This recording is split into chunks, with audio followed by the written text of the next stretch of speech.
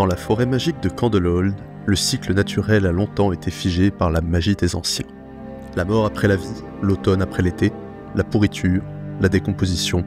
Nombreux sont ceux qui ont oublié ces principes évidents et normalement inévitables. Mais avec la mort de la reine de Candlehold, le charme qui protège la région d'Aria commence à s'estomper et le temps a repris son règne. Les créatures qui peuplent ces bois le savent.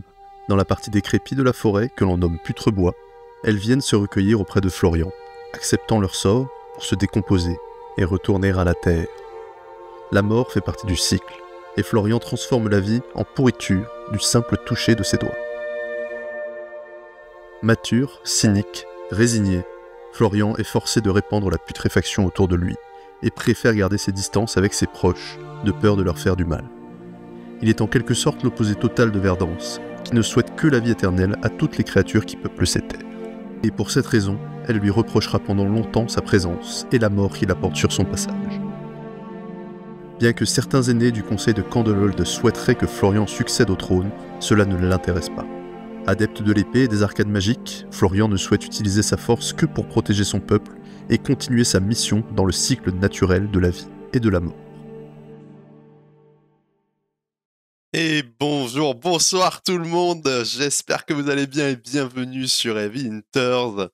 Comment ça va? J'espère que cette petite intro vous a plu. Voilà, petit nouveau format là pour introduire ces portraits de héros, voilà, pour se lancer. J'espère que vous avez kiffé, parce que franchement, moi, j'ai bien kiffé l'affaire, donc voilà, j'espère que ça s'est ressenti dans le...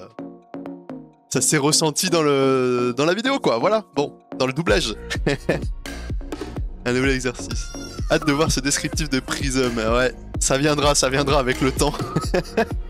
On essaie de faire les héros les plus récents au fur et à mesure de leur sortie et de notre rythme de sortie de vidéo, voilà, mais on va tout faire pour que ça suive. Bienvenue donc pour ce portrait de héros sur Florian de Rothwood Harbinger, ou en français, dans la langue de Molière, l'annonciateur de Putrebois. Au programme ce soir, eh bien tout simplement la petite vidéo de lore que vous avez déjà eue, vous pouvez la retrouver, vous pourrez tout retrouver sur YouTube évidemment, en rediffusion sur notre chaîne. Maintenant qu'on a eu la petite parenthèse de lore, on va attaquer la présentation du personnage de façon plus générale, on va dire. Et enfin, après ça, on aura une belle deck tech avec une decklist faite maison, rien que pour vous, pour ce soir, mais que je compte bien pousser à fond. Et on finira avec un petit peu de gameplay si le cœur nous en dit et s'il nous reste un peu de courage, voilà. Donc je vous propose qu'on attaque tout de suite avec la présentation sur Florian, l'annonciateur de Putrebois. Ce nom me flingue, mais c'est pas grave. Alors, qui est Florian? Florian, eh bien, c'est le roi du midrange, c'est-à-dire que c'est un personnage qui va faire une value monstrueuse quand il est en milieu de partie, quand il peut grind, quand il peut faire durer un peu la game, sans pour autant aller à la fatigue. Hein, c'est pas un personnage qui cherche à fatiguer ses adversaires, il peut les tuer activement avec des dégâts, mais c'est juste qu'au bout d'un moment, il se met à faire des chiffres de zinzin. Quelles sont ses spécificités? Ses spécificités, eh bien, c'est qu'il a un plan de jeu en plusieurs temps. En effet, son texte de héros, on va vous le lire. Si vous possédez 8 ou plus cartes Earth dans votre zone de banish, Florian gagne son texte de héros. C'est-à-dire qu'au début de la partie, vous n'avez pas de texte de héros. Il vous faudra donc bannir en premier lieu 8 cartes Earth. Et si vous y arrivez, en temps et en heure, vous gagnez le texte qui suit. Si vous deviez créer un token aura ou plus, à la place, créez un de plus de ces tokens. C'est-à-dire que, par exemple, si vous devez faire un rune chant, un embodiment of earth, un might, ou la musique trop forte, très bien. Alors, c'est un petit peu... Donc, si vous deviez créer un token aura, eh bien, vous allez en créer un de plus. Donc voilà, si vous deviez créer un rune chant, vous en créez 2. Si vous deviez en créer 4, vous en créez 5, et ainsi de suite. On va donc doubler tous les effets de génération unitaires Et puis bah voilà, ça va augmenter la puissance de plein de nos cartes. On va voir qu'on va prendre plein de synergies pour faire fonctionner ce pouvoir héroïque à fond les ballons. C'est un personnage qui joue avec son cimetière. En effet, on va le voir après, sa mécanique principale c'est décompose, qui va nous permettre de bannir des cartes de notre cimetière pour les avoir dans notre banish et activer notre pouvoir de héros. Enfin, c'est un pondeur de tokens, comme je vous l'ai expliqué. Une fois que vous êtes online, donc que votre pouvoir de héros est activé, eh bien, vous vous mettez à sortir des tokens dans tous les sens. Et ça, c'est une des raisons pour lesquelles vous vous mettez à faire une value tour par tour monstrueuse. Le personnage est donc un Runeblade élémentaire. C'est écrit Mordred Tide sur le héros, exactement. On va donc pouvoir jouer les cartes Earth, puisqu'on a l'essence of Earth, les cartes élémentaires et les cartes Runeblade. On est à 212 points sur 1000 en Living Legend, donc un personnage qui avance tranquillement dans les stats. Il n'a pas gagné de gros events encore, mais sur le niveau ProQuest RTN, eh bien, on a des victoires régulières, on va dire. Et voilà quoi, rien de... Pas un mauvais perso, mais pas un excellent perso encore, ou du moins on n'a pas encore trouvé le bon build pour le faire briller. Les cartes principales du personnage, eh bien, là je vous en ai sélectionné 3, mais il y a pas mal de cartes qui reviennent dans cette idée-là. Mais bon, évidemment, la star du deck, la carte clé, l'énorme payoff de Florian, c'est Felling of the Crown, et la raison de jouer Earth, en fait, tout simplement. Felling of the Crown, qu'est-ce que c'est? C'est une attaque Earth qui va coûter 3, bloquer 3, qui est rouge, et qui va taper à 4. Mais il y a beaucoup de texte, comme vous pouvez le voir, en plus d'avoir un artwork vraiment exceptionnel. Le texte c'est quoi? Si vous avez 4 cartes Earth ou plus dans votre zone de banish, vous avez plus 4 de force sur votre Felling. Donc déjà, si vous remplissez la condition d'avoir 4 Earth dans votre banish, votre Felling est un 8 pour 3, elle a donc plus 1 d'overrate par rapport à une carte standard comme Raging Onslaught par exemple. Mais encore, il y a encore du texte. En effet, on a Décompose, c'est-à-dire que c'est un trigger, Décompose va trigger quand nous attaquons avec Felling of the Crown. Quand on attaque avec Felling of the Crown, on peut bannir 2 cartes Earth et une carte d'action, qui peut être Earth ou pas, de notre cimetière. Si nous le faisons, chaque héros, donc c'est symétrique, donc ça marche sur nous et sur l'adversaire, chaque héros doit mettre une carte de sa main au-dessous de son deck. On a donc une disruption symétrique, donc il faut faire attention à pas garder des cartes en main quand on veut jouer Felling of the Crown, parce que sinon on va se faire pseudo-discard nous aussi. Mais si on a juste Felling of the Crown dans la main et qu'on la joue, enfin qu'on a Felling et son pitch, eh bien on a une carte qui va non seulement être above rate de 1, puisqu'elle tape à 8 pour 3, mais en plus qui va venir faire retirer une carte de la main adverse, donc on arrive à une carte complètement folle qui fait vraiment des chiffres inégalés, surtout que notre adversaire ne peut pas prévenir cette disruption, puisqu'il n'y a pas besoin de toucher. Il suffit de bannir 2 cartes terre et une carte d'action de notre cimetière pour avoir cet effet. C'est donc vraiment la carte la plus puissante du deck de très loin, et comme je le disais plus tôt, c'est vraiment la raison de jouer les personnages Earth actuellement. Que ce soit Verdance ou Florian, les deux la jouent en x3, et même Jarl, il y a pas mal de builds qui la jouent aussi en x3, et que c'est un peu leur seule grosse carte Earth qui joue, tellement la carte est puissante. En complément, on a pour Florian un peu sa carte signature à lui, qui est Arcane Seeds Life, qui est donc une carte split, donc une carte à 2 effets, qu'on peut choisir d'activer séparément ou en même temps quand on joue la carte, pour peu qu'on respecte les restrictions de timing. En effet, c'est une carte qui est moitié Runeblade Action, moitié Earth Instant. Donc vous avez le droit de jouer la moitié Life comme un Instant, mais si vous voulez jouer les 2 parties, il faut respecter le timing d'action de Arcane Seed. On prend le timing le plus restrictif des 2. Qu'est-ce que ça fait Arcane Seeds Life? C'est une rouge bloc 3, action instant, Runeblade et Earth, qui coûte 0. Comme elle coûte 0, si vous jouez les 2 moitiés, vous payez 0 pour les 2 moitiés. Donc vous avez tout intérêt à faire les 2 en même temps. Que nous dit Arcane Seeds? Arcane Seeds nous dit créer un token Runechant, point, créer un token Runechant. Vous allez me dire pourquoi mettre ça en 2 phrases et pourquoi ne pas juste dire créer 2 Runechant? Eh bien tout simplement parce que le pouvoir de Florian va s'appliquer à chacune des instances. C'est-à-dire que vous allez créer 2 Runechant, puis vous allez créer 2 Runechant. Donc si vous êtes actif, si vous avez 8 cartes terre dans votre banish, eh bien vous allez créer 4 Runechant avec Arcane Seeds, ce qui rend la carte absolument folle une fois que vous êtes activé. Et en plus, cerise sur le gâteau, grâce à Life, vous pouvez gagner un point de vie. Donc vraiment, Arcane Seed Life, une des meilleures cartes du deck encore une fois, hein, puisque c'est une carte qui est Earth, qui bloque 3, donc qui va nous permettre de temporiser en early. Si on la pioche tôt dans la partie, on peut juste temporiser en bloquant avec un bon ratio, sans que ce soit désavantageux. Et une fois qu'on est actif, c'est une carte qui va nous permettre de faire des values de 5 pour 0 Go Again, ce qui est largement bien au-dessus de la value normale qui est de 3 pour 0 Go Again. On a donc une carte voilà, qui est vraiment hyper flexible, hyper polyvalente et extrêmement appréciable.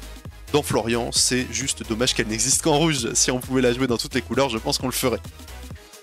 Enfin, troisième carte que je vous ai sélectionnée comme carte clé de Monsieur Florian, c'est Germinate, sa spécialisation bien sûr. La bleue bloc 3, Earth Runeblade Action, qui coûte double X et qui est vraiment une carte, une des bleus les plus puissantes du jeu. Je vous présente que des grosses cartes évidemment, hein, je vais pas vous présenter les trucs un peu nuls du deck. Mais voilà, là je vous dis ouais, toutes les cartes sont super fortes, mais évidemment j'ai sélectionné les trois plus iconiques. Hein. Ne vous y trompez pas, on joue aussi des cartes moyennes. Mais bref, Germinate, qu'est-ce que ça fait? Donc on paye double X pour un effet qui nous dit et un token Runechant ou un token Embodiment of Earth. Donc Embodiment of Earth, c'est un token qui nous permet de bloquer plus efficacement, on les verra plus tard dans la soirée. Donc Embodiment of Earth, un token défensif, ou Runechant, un token offensif, puisque ce sont des dégâts d'arcane. Et on répète ce processus X fois de plus. Puis on gagne X plus 1 PV. Je résume, si on paye X égale 0, donc on joue juste Germinate, comme ça à vide, on gagne un token au choix parmi Runechant ou Embodiment of Earth, et on gagne un point de vie. Après, si on paye 2 pitch dans notre Germinate, et ben on va créer, donc on va faire X égale 1, puisqu'on paye 2 en tout. On va faire un token, puis on va répéter le processus, donc on va créer un deuxième token. Et à chaque fois, ce sont des instances séparées, donc si Florian est actif, on va doubler la mise à chaque fois. Donc par exemple, si vous payez Germinate en payant 2 bleus, donc X égale 3, par exemple, vous mettez 2 bleus dedans, donc ça va vous faire 4 tokens au choix, plus 4 points de vie. Et si votre Florian est actif, eh bien vous aurez 8 tokens au choix. Alors ce sera forcément des nombres pairs, vous ne pouvez pas faire 5 et 3, puisque vous les créez 2 par 2. Mais voilà, si vous êtes actif, vous aurez à chaque fois que vous créez un token, vous aurez double token. Et par contre, les PV ne se doublent pas. Si vous avez payé X égale 3, vous gagnerez 4 points de vie, quoi qu'il arrive. Et bon, bah c'est une bleu bloc 3 Earth Runeblade action non attaque. Donc vous allez le voir, la carte vraiment est exceptionnelle en toute situation. Si vous piochez trop de bleu, vous payez votre Germinate à fond la caisse et vous avez une pile de tokens grosse comme le bras. Sinon, eh ben, juste ça va vous faire des Earths, des cartes terre qui vont bloquer très très correctement et qui vont profiter des Embodiment of Earth si vous en avez, et qui vont vous permettre vraiment de bien vous défendre tout en remplissant votre cimetière de cartes terre pour pouvoir les bannir avec vos effets décompose. C'est donc vraiment des cartes hyper clés dans votre plan de jeu et qu'on jouera toujours en x3 dans toutes les listes du personnage a priori. En équipement, maintenant, les équipements principaux de Florian, vu que c'est un personnage qui a des équipements très très puissants et qui vraiment centre pas mal son gameplay dessus, puisqu'on veut exploiter leur force et qui synergisent extrêmement bien avec notre pouvoir de héros. En premier lieu, on a le dernier ajout sorti dans Rosetta, le Park Skin of the Millennium Tree, qui est donc le torse de prédilection de Florian, qui a Temper 2, donc on peut bloquer 1x2, 1x1 avec, et quand vous défendez avec ce torse, si vous avez 4 cartes terre ou plus dans votre zone de banish, vous allez créer un Embodiment of Earth. Et si vous êtes actif avec le pouvoir héroïque de Florian, donc vous avez 8 Earths dans votre banish, eh bien vous allez créer 2 tokens Embodiment of Earth. Donc on peut voir que la value de ce torse peut vraiment s'envoler si on a beaucoup de non-attaque action pour bloquer avec nos Embodiments qui vont être créés par le torse. Donc on veut, et on peut voir qu'il y a toujours cette histoire de compter nos cartes terre dans la banish. Donc on veut beaucoup de cartes terre, on veut pas mal de non-attaque action pour profiter des Embodiments afin de maximiser la value défensive de ce torse qui peut faire vraiment des values complètement folles sur une partie où on l'utilise à son maximum. En deuxième position, on a le classique ultime de Runeblade, le gant que quasiment tous les Runeblade plébiscitent, c'est le Grasp of the Arc Knight, qui est donc un équipement Battleworn 2, donc on peut bloquer une fois à 2, une fois à 1, et il ne se cassera jamais de lui-même. On a quoi comme texte dessus? Une fois par tour en action, on peut payer 2 et créer un token Runechant. Cette capacité coûte un pitch de plus à activer pour chaque Runechant qu'on contrôle au préalable. Donc si on a 0 Runechant, ça coûte 2. Si on en a 3, ça coûte 3. Si on en a 1, ça coûte 3. Si on en a 2, ça coûte 4, etc., etc. Si on en a 5, ça coûte 7. Et ça a Go Again, donc c'est un très très bon moyen de exploiter ses cartes en trop dans la main, puisqu'on peut, ou son pitch en trop tout simplement. On peut dépenser son excédent de pitch dans les Grasp of the Arc Knight. Donc c'est déjà une super carte, mais en plus de ça, eh bien, puisque ça crée un token Runechant, si notre Florian est activé, on va en créer 2 d'un coup, et là la carte devient complètement folle. En fait, tout simplement, on a vraiment un plan de jeu qui est très très axé sur ces gants et sur ce torse en général dans les builds de Florian. Enfin, pareil, ajout depuis Rosetta, en Runeblade générique, nous avons Face Purgatory, le casque qui est craint par énormément de personnages du jeu, les warriors, les brutes le détestent, les assassins ne l'aiment pas beaucoup non plus. Que fait ce casque monstrueux? Eh bien, il a Blade Break 2, donc on peut ne bloquer qu'une seule fois avec, fort heureusement, une fois par partie, et après il casse, en bloquant 2. Déjà on peut voir qu'on a énormément d'armure. Hein. Et quand vous défendez avec Face Purgatory, mais aussi avec une attaque action et une non-attaque action, donc par exemple Arcane Seeds et Felling of the Crown, ne bloquez pas trop avec quand même, ces cartes-là c'est quand même vos meilleures cartes, mais voilà, si vous bloquez avec donc une attaque action, une non-attaque action et Face Purgatory, le héros qui vous attaque va devoir défausser une carte et vous allez piocher une carte. Donc on peut tirer jusqu'à, voire plus, on peut tirer jusqu'à 8 de value de ce casque si on l'utilise à son maximum. Et c'est juste énormissime comme valeur. On peut voir que tous les équipements de Florian ont potentiellement des values de fou furieux. Donc c'est vraiment un personnage qui va tirer énormément de puissance de ses équipements et qui veut vraiment les maximiser. Et il va falloir du coup construire un deck qui va permettre de les faire briller, puisqu'on a accès à vraiment une énorme puissance dans notre armure. Et en plus d'avoir vraiment une valeur de bloc de base qui est déjà énorme. Pour un perso, c'est vraiment un gros tank. Florian, il a beaucoup d'armure et beaucoup de protection. En soi, petit résumé du personnage. C'est un personnage qui est plutôt simple à prendre en main. Franchement, les mécaniques sont pas trop compliquées. Il faut un petit peu gérer son cimetière dans certains match-ups avec précision pour pas se cramer certaines cartes qu'on va vouloir aller récupérer dans notre cimetière. Donc il faut pas les bannir quand on fait notre décompose. Mais c'est rien de bien sorcier, ça s'apprend assez facilement. C'est un personnage qui est plutôt côté défensif, on a pu voir, hein, il a des tonnes d'armure, etc. Et il veut envoyer de la grosse disruption, faire des gros chiffres, mais tranquillement, surtout qu'en début de partie, il faut vraiment y aller tranquille et beaucoup bloquer, tandis qu'on remplit notre cimetière et qu'on épure dans notre baniche pour activer notre pouvoir de héros. Donc quand même un perso plutôt défensif, mais une fois que son pouvoir est activé, on va voir qu'il pivote quand même sur un plan plutôt où il va se mettre à boxer assez fort. Donc c'est pas non plus un perso ultra défensif et qui va vouloir potentiellement fatiguer ses adversaires. C'est pas l'objectif. On veut rester sur du bloc, mais on veut quand même pousser en réponse à ce que fait notre adversaire. On n'est pas là juste pour rompiche. Et en plus, on va voir que avec certaines cartes, on peut même passer en mode vraiment très agressif.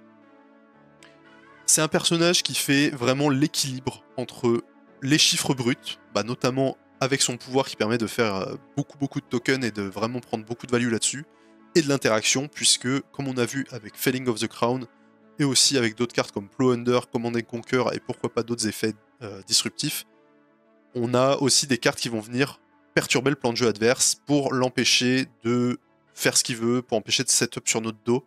On peut attaquer les auras avec des Summer's Fall ou des choses comme ça, qu'on va voir tout à l'heure dans la deck tech évidemment. Mais voilà, c'est vraiment un personnage équilibré entre faire des gros chiffres et empêcher l'adversaire de faire ce qu'il veut. On est vraiment là pour prendre le meilleur des deux mondes, tout simplement. D'ailleurs, Felling of the Crown, c'est vraiment une value de fou, et en plus de la disruption, donc vraiment il y a tout en une seule carte. Donc on prend le meilleur des deux mondes à chaque fois. La flexibilité, la rigidité du build, malheureusement pour lui, Florian c'est quand même un personnage qui est assez rigide sur son build et sur ses ses patterns de jeu, c'est-à-dire que c'est un personnage qui va quand même être cantonné souvent à jouer une seule attaque par tour, pas énormément de go-again, il n'a pas accès à énormément de go-again. On va voir qu'on peut essayer de compenser ça un petit peu dans la deck tech. Et en plus, c'est un personnage qui a beaucoup de contraintes sur son deck building, puisque on a pu le voir, on veut un certain nombre de Hearths, on veut un quota minimal de Hearths pour pouvoir juste activer son pouvoir héroïque, puisque c'est l'objectif du personnage. C'est l'objectif principal du personnage, c'est de s'activer le plus vite possible pour profiter de son pouvoir le plus longtemps possible dans la partie. On a aussi un quota d'attaque et de non-attaque à respecter, puisque on veut pouvoir activer notre Face Purgatory quand on le souhaite, et aussi profiter d'autres cartes qui synergisent dans les Runeblade avec ça. Et enfin, on a un quota de bloc 3 à respecter aussi, puisque c'est quand même un perso où on veut pouvoir bien se défendre, et donc il faut avoir un certain nombre de cartes défensives quand même pour s'en sortir, et en plus on a aussi un certain nombre de cartes avec des composes qu'il faut qu'on ait, puisqu'on veut pouvoir bannir nos cartes Earth une fois qu'on les a mises dans notre cimetière. Donc il y a beaucoup de contraintes sur le build, mais on va voir que quand même il y a quelques options malgré tout. Parmi le pool de Earth et de Runeblade, on a quand même un peu de choix. Donc c'est quand même un perso qui peut aussi choisir de jouer vraiment très défensif ou quand même de pousser un petit peu si on a les cartes adaptées dans notre decklist. Mais quand même, ça reste un perso qui est assez contraint et qui a du mal à sortir de son moule et à aller chercher plein de stratégies différentes. Enfin, sur l'aspect économique, les thunes, c'est vraiment pas un perso budget friendly malheureusement. La version full opti que je vais vous présenter, elle coûte aux environs de 1400 € si vous n'avez pas les cartes, donc c'est extrêmement cher. Après, en ce moment, Flesh and Blood, le jeu coûte vraiment très cher, quoi qu'il arrive, c'est-à-dire que les grosses cartes du jeu commencent à vraiment coûter des prix assez prohibitifs, donc ça c'est très triste. Mais en plus de ça, Florian va jouer des génériques qui sont très chers, comme Command & Conquer, Warmonger's Diplomacy, des choses comme ça. Potentiellement les nouvelles bots de The Hunted, les Flexor, comment ça s'appelle, les Quick Dodge Flexor. Celles-là c'est pas obligatoire, moi je les joue pas personnellement, mais ça peut se rentrer. Si vous voulez mettre encore plus de thunes dans votre deck, vous pouvez. Mais en plus, les cartes de Runeblade sont pas non plus hyper budget friendly, puisque les Grasp of the Arknight maintenant c'est quasiment, je crois qu'on approche de la centaine d'euros, la légendaire, donc ça pique un max aussi. On a Swarming Loomveil qui est pas gratuit non plus, Face Purgatory c'est pas donné non plus, et en plus les grosses cartes Earth, vu que c'est un personnage qui est quand même très populaire, avec Verdance aussi, enfin les personnages Earth sont très populaires, même Jarl aussi est très populaire. Et Felling of the Crown c'est quasiment 5, c'est même plus que 50 balles pièce. Et Plowhunter c'est pareil, ça doit être 35 € à peu près, une bonne trentaine d'euros. Donc en fait le personnage a vraiment beaucoup de cartes qui sont très chères, les équipements coûtent cher, le perso coûte cher quoi qu'il arrive. Si vous voulez un deck compétitif mais pas full opti, vous devez pouvoir vous en sortir pour environ 900 €, mais c'est déjà hors de prix je trouve pour un deck, c'est vraiment super cher. Après voilà, c'est beaucoup de cartes qui sont très très fortes historiquement, donc qui gardent une très bonne value dans le temps, donc vous pouvez voir ça aussi comme c'est pas une perte sèche, parce que si vous les revendez normalement vous les revendez à peu près au même prix, mais le coût d'investissement de départ est vraiment très élevé pour ce deck. Voilà, bon, tu peux pas malheureusement, alors il y a aussi des versions budget qui peuvent être faites, il y a des super articles de la part de LSS directement qui vous montrent comment faire des versions budget, pareil il doit y avoir d'autres créateurs de contenu qui font ça. Ce soir je vais vous montrer quand même une decklist qui est là pour que moi je prendrais à mes RTN par exemple. Je pense que je vais la jouer au RTN de Montpellier. La semaine prochaine, cette semaine je vais jouer Vincent, j'annonce voilà. Cette semaine je vais jouer Vincent parce que je me suis engagé à le faire avec Pouzy. Et je pense que la semaine prochaine il y a un monde non négligeable où je sors mon Florian des familles, parce que c'est un personnage que j'adore. J'adore les cartes Earth, j'adore les cartes Runeblade, c'est des cartes que je trouve trop belles et super cool à jouer. Donc, et j'adore son plan de jeu en 2 temps, etc. Je trouve que ça apporte de la variété dans les parties. Bref, j'adore le perso, c'est vraiment un de mes persos de cœur, juste derrière Boltyn. Donc, vraiment, j'ai très envie de le jouer, donc je pense que je le sortirai pour un de mes RTN. Voilà. Et donc, je vais vous présenter une decklist, qui probablement sera la decklist que je sortirai à quelques vaches près.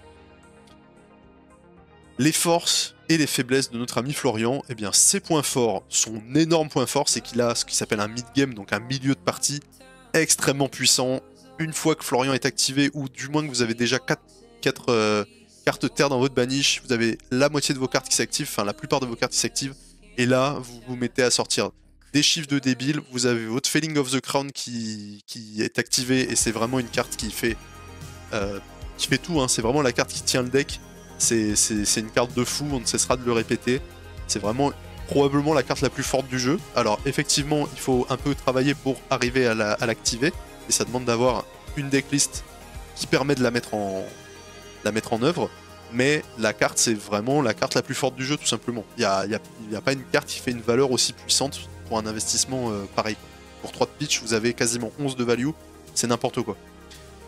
Donc son mid-game, une fois que vous avez mis quelques hearts dans votre banish, votre mid-game devient complètement insane, et vous avez le perso qui fait les meilleurs chiffres du jeu sans comparaison possible. Autre gros point fort, grâce à Plow Under et à Felling of the Crown, vous avez de la disruption sans on-hit, donc de la disruption non interactive. Votre adversaire, une fois que vous avez mis votre trigger, bah en fait vous lui dites bah voilà, tu mets ta carte de l'arsenal sous le deck et t'as pas le droit de bloquer pour prévenir ça, ça part sous le deck. Pareil, bah, donc ça c'est Plow Under, et avec Felling c'est hop là il y a une carte de la main qui s'en va et tu peux rien y faire. Donc vraiment très très puissant d'empêcher l'adversaire d'avoir de l'interaction avec vous en fait. Vous interagissez avec lui, vous lui forcez des cartes de la main ou de l'arsenal, mais lui il peut rien y faire et il est obligé de subir. Donc ça c'est vraiment hyper fort. Puisque bah par exemple Command & Conquer, voilà, votre adversaire peut bloquer avec sa main, peut mettre de l'armure, etc. Là, il n'y a pas d'échappatoire, c'est la carte, elle est partie. Le perso a des kilos d'armure, on l'a vu dans les équipements principaux, il y avait que des tonnes d'armure, il y avait au moins 3 de blocs sur le torse, au moins 3 de blocs sur les gants, au moins 2 de blocs sur le casque, même si souvent ça fait bien plus, évidemment, et même les chaussures ont des blocs très décents, donc vraiment c'est un énorme tank. Et enfin, dernier point fort qui est raisonnablement utilisé dans le deck, mais qui permet de finir parfois des games un peu par surprise, on va dire, les dégâts mixtes. En effet, Florian est un Runeblade, il a donc des dégâts physiques et des dégâts d'arcane, et ça peut vraiment servir pour tuer l'adversaire, pour l'achever, en fait, surtout s'il n'a pas mis d'arcane barrière, parce que dans le match-up, c'est un peu ça peut être embêtant pour votre adversaire de mettre de l'arcane barrière contre Florian. Et donc bah, ça permet parfois de prendre des kills de plus loin que votre adversaire ne l'aurait voulu. Les points faibles du perso, il en a aussi pas mal, et c'est peut-être pour ça aussi qu'on l'a pas encore vu parfait sur des gros events, parce que des fois bah, les points faibles finissent par vous rattraper. Le perso a tout simplement pas de pouvoir de héros en début de partie, vous n'avez pas de texte, vous devez mettre 8 cartes terre de votre cimetière dans votre banish pour arriver à avoir un pouvoir de héros, qui le pouvoir est exceptionnel, hein, mais voilà, en début de partie, vous n'avez pas de pouvoir, donc c'est un gros désavantage si votre adversaire vous aggro trop vite et qu'il vous tue avant que vous puissiez vous mettre online ou que vous ayez le temps d'en profiter, et ben malheureusement vous aurez juste subi dans la partie. Donc ça peut vraiment arriver. C'est un personnage qui peut avoir du mal à agresser, en effet, par exemple contre Enigma, contre Viscerai, qui sont des decks qui vont vous demander de les agresser, sinon ils vont se mettre à stacker du board contre vous et ça peut vite dégénérer. Et ben Florian, par défaut, c'est un personnage qui a un peu de mal à faire ça.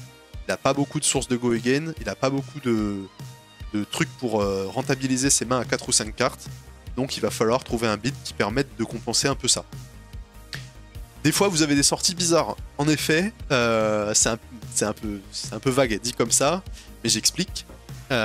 Pourquoi je dis des sorties bizarres, bah en effet Florian c'est un plan de jeu en 2 temps, c'est-à-dire que vous avez tout d'abord un début de partie où vous voulez beaucoup bloquer, vous voulez préparer votre cimetière, vous voulez mettre des hearths dans votre cimetière et vous voulez bloquer, défendre et décomposer. Voilà, c'est surtout de décomposer aussi, voilà, donc mettre les cartes de votre cimetière dans votre banish grâce à des effets de vos cartes.